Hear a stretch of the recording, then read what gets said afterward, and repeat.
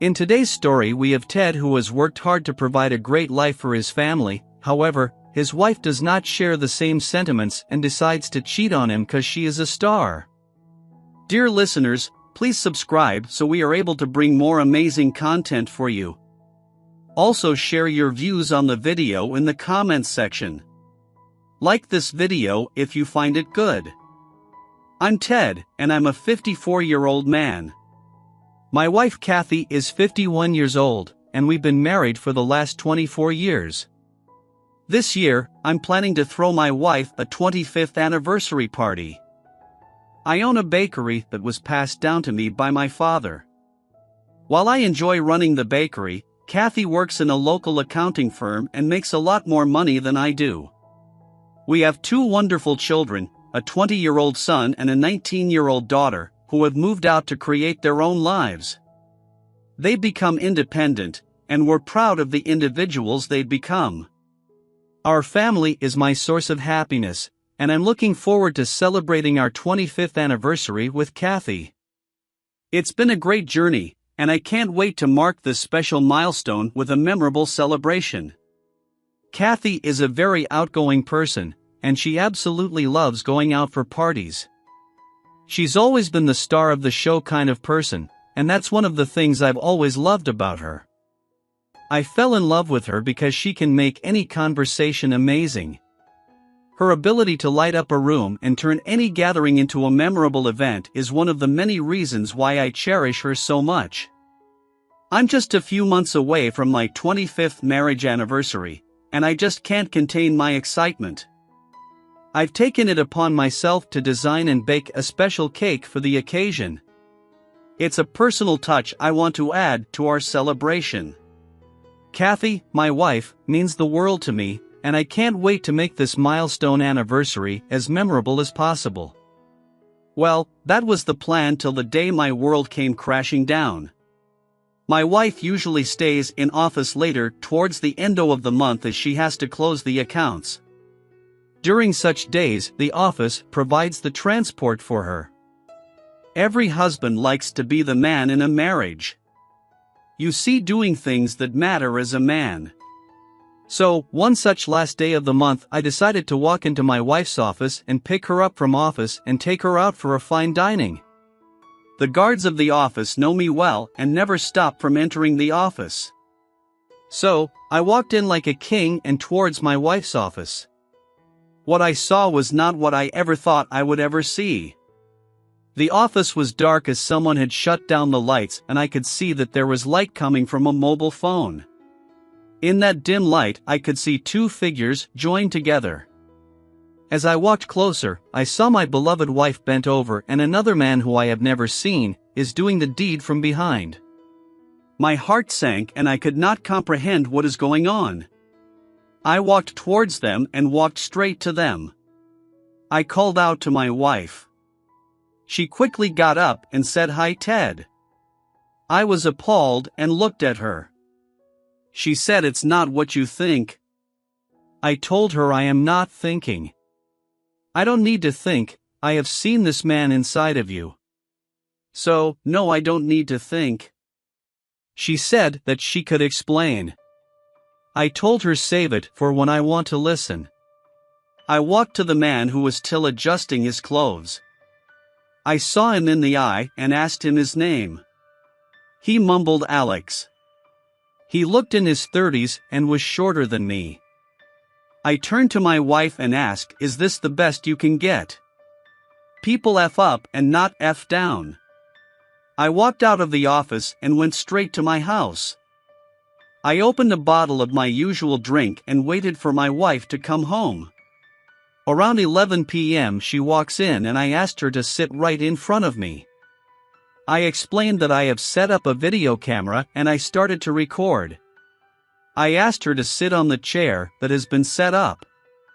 She tried to walk away, but I told her she can only delay it, not escape it. She sat down and arrogantly shot at me, "Go ahead, ask your questions." I asked her how long has she been cheating on me. She kept quiet. I asked again and she replied 6 months. I asked her why did she do it. Her response was not what I expected. I was expecting that she would tell me something like she was bored and wanted adventure, or even to the extent of calling me not callable enough. What she said was beyond my imagination. She said she is good looking, she is beautiful, and she deserves it. She said that she is a star and everyone loves her, so she needs to share her love. My only response was, "Are you dumb, or you think I am dumb enough to believe that nonsense? Who has such a thought process?" I asked, "Have you been sleeping with others as well?" She said yes. I was stunned. I felt that I am the biggest douche on the planet. My wife adding a body count, and I am here busting my bum in a bakery. I asked her if my kid's my own, to which she said yes. I will get a DNA test done on them, but I don't see any use. I cannot disown them after spending all my life with them. I told her, "Now that you are caught, what do you want?" She said, "What do you mean?" I told her that I do not want her in my life anymore and she needs to leave. She agreed and told me that she will leave in the morning. I was livid. I said, "After 24 years of marriage you make a fool out of me, you are such a jerk." I did hurl a few more NSFW words. She calmly looked at me and said, "You were lucky that I married you. You were a nobody when I married you. You are who you are because of me." I laughed and said, "Yes, I busted my bum in that bakery to give everyone a good life." She then said something I never imagined. She said, "So much effort and yet you are still a loser." I controlled my urge to let my primal instincts take over. I was hurt inside and could not imagine that this is the same person I live with for 24 years. I guess there was a veil she had over her that was hiding this side of her. Sitting with her, I had the same look on my face as Will Smith had when Jada Pinkett Smith told him that she was cheating on him. I had tears in my eyes, but I was holding them back. Somehow the night went on. I did not sleep. Kathy took all night to pack her belongings. In the morning it was over. She left. It was a few days away from our 25th marriage anniversary. In the afternoon I call my kids home and with a heavy heart I explained what has happened and played the video for the kids. I stopped going to the bakery for a few days and told my staff to manage things. A few days later Kathy called and asked to meet and discuss our separation. We met and I explained that I would not part with any of my property. Kathy agreed and told me since she earns more, she will not be paying any alimony. We agreed not to touch our shared assets as they will be transferred to our kids. Soon we got divorced. Eventually, I started going back to my bakery and started getting back with my life. Since the town we live in is a small one, everyone knew each other. My customers at times gave me sad and consoling looks and I did not like it. I used to hear about Kathy sometimes when some of my customers used to talk about her. I also started going to a local bar as I did not have anyone waiting for me at home. I used to meet a lot of people there. One such evening I met Tony. He was almost 60 and we used to share interests in sports and politics. I told him about Kathy and how that incident has changed my life. He asked me to pick up new hobbies and work my way to success. Well, I did start promoting my business on social media and it did take some time, but now I ship my products to 14 different states. My income has increased 7 times and even my son has joined the business. He takes care of the logistics and marketing. I bought a new convertible. I move around the city in it and sometimes at night I race it down the city. I met Kathy a few days away. She was surprised to see my new car, my new aura, and my physique. I forgot to mention that I now work out every day. On the other hand, she did not look that good. Her eyes had dark circles, her belly was hanging out, and she had wrinkles on her face. It could also be that I could not see her real beauty, as I no longer love her. She asked me if we could sit down for a coffee. I did not want to do it, but what the heck? I can give her a few minutes. I sat down and she started talking. Most of what she said was ignored. I told her if she is done. She asked me how did I change so much. I told her that I kicked the poison out of my life. I did not want to share how I had become who I am today, but deep down I know that behind every successful person there is a woman. It was true in my case as well. She breaking my heart was the catalyst for my success, if not all of it.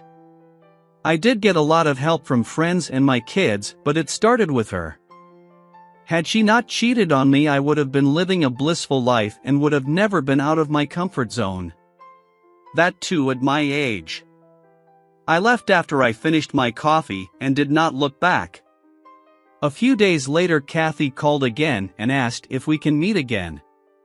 I asked what does she want, as I do not believe we have any reason to meet. She said that she wants to get back as she misses me and she is impressed that I have changed so much and now I am real catch. I laughed and told her, yes, I am a catch now and I will definitely be available for someone who measures up to me. I added that she is now just a husk of what she used to be, and why would I waste my time with her? I can afford a car straight out of a new car dealership. Why would I settle for a used clown car? I added that given her body count, I do not want to stir a spoon in a well. So, do not call me again and waste my time. She was trying to say something when I hung up. I never got a call from her again. I did, however, start dating a local model. I know it sounds weird, but I know it will not last. If it works with her, I'll be lucky. Meanwhile, I will post some pictures with her on my social media cause I know Kathy would be looking at them. I have made my will and have distributed all my assets to my kids. I plan to retire next year and I bought a small cabin in the woods as planned to spend my remaining life there. Until next time, people.